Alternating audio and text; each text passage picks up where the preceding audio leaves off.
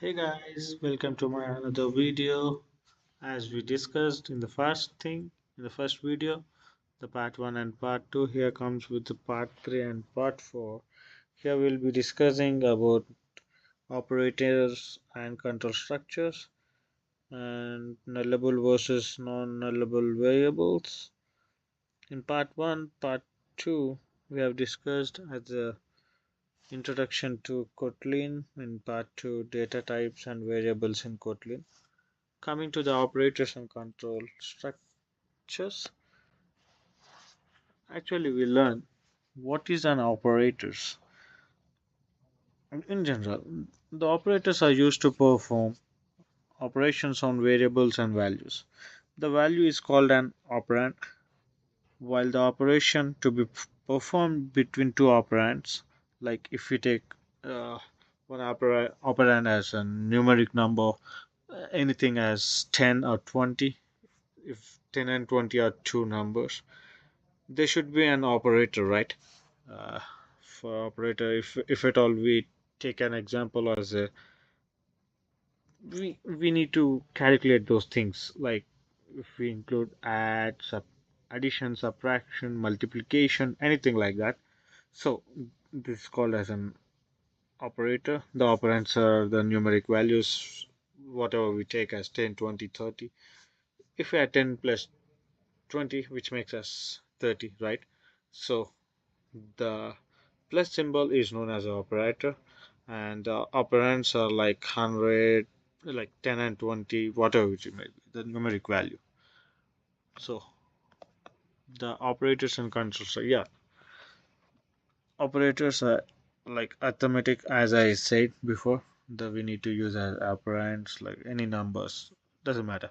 The arithmetic operators are plus, minus, multiplication and division. The relational operators are is equal to, not equal to, less than and greater than.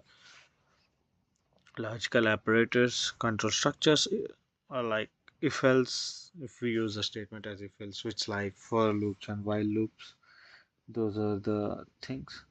The Kotlin divides the operators as few following groups: arithmetic operators, assignment operators, comparison operator, logical operators. I've not mentioned those two things, the assignment and comparison operators, in this PPT. The arithmetic operators we can use as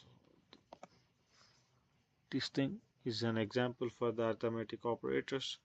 The plus addition adds together these two things here, these two x and y somewhere. These two things are operands, and the plus symbol is an operator in general in anything. The subtraction, multiplication, increment, if at all we are incrementing any value by 1, decreasing the value by -1 is known as the decrement.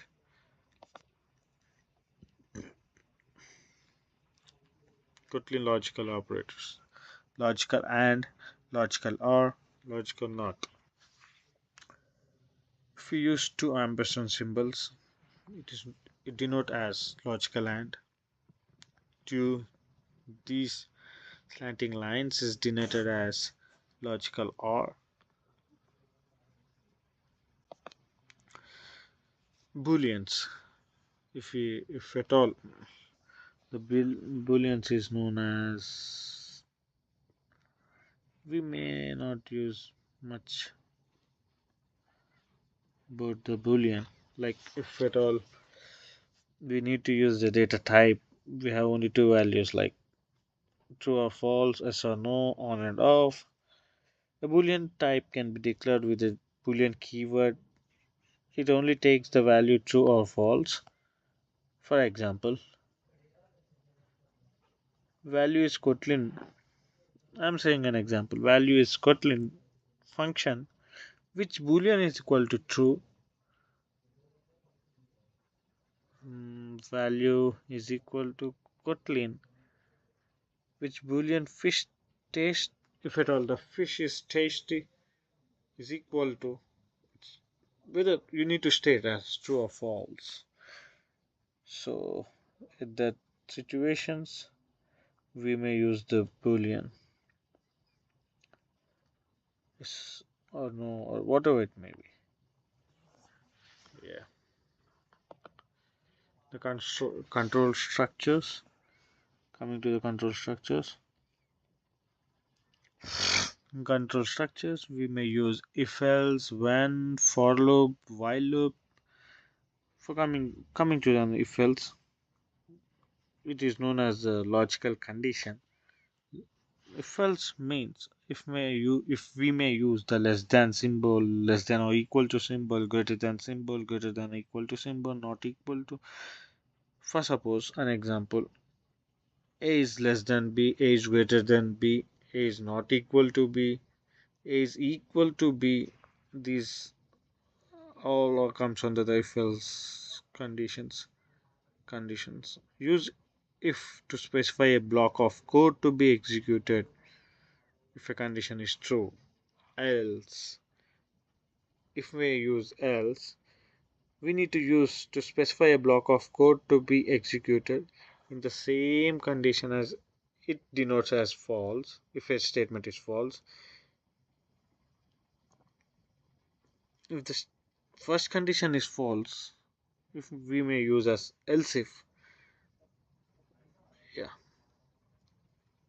If else can be used as statement or as an expression.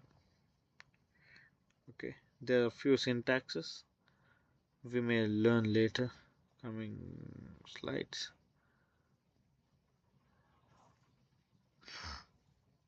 These all are the operators and control structures in the booleans.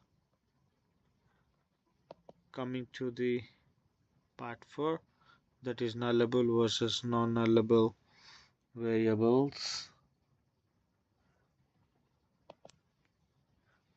Understanding the nullability in the Kotlin. First of all, in Kotlin, nullability is a key concept that helps prevent the common source of errors known as null pointer exceptions. Kotlin differentiates between two types of variables: non-nullable data types, nullable type. Coming to the non-nullable, these are the variables that are not allowed to hold the null value. For example, a variable of type string cannot be null. Nullable types, these are variables that are explicitly declared to hold either a valid value or null. Using the operator to indicate the question mark sign to indicate the nullability. The operator is used to indicate the variable can hold a null value. This helps prevent null pointer exceptions by forcing developers to handle potential null cases. In this above example, we have learned as the nullable variable and non-nullable variable, handling the null value safely with the operators, safe call operator, and the example value length int is equal to nullable name length. The Elvis operator. The Elvis operator provides a default value to use when a nullable expression evaluates to null. It is a shorthand for an if else statement. For example, value length int is equal to nullable name length.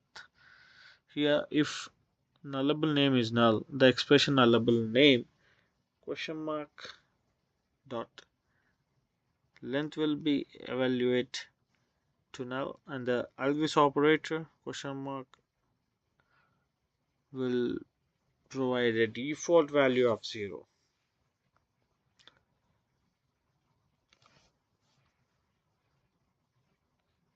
Yeah, that's it.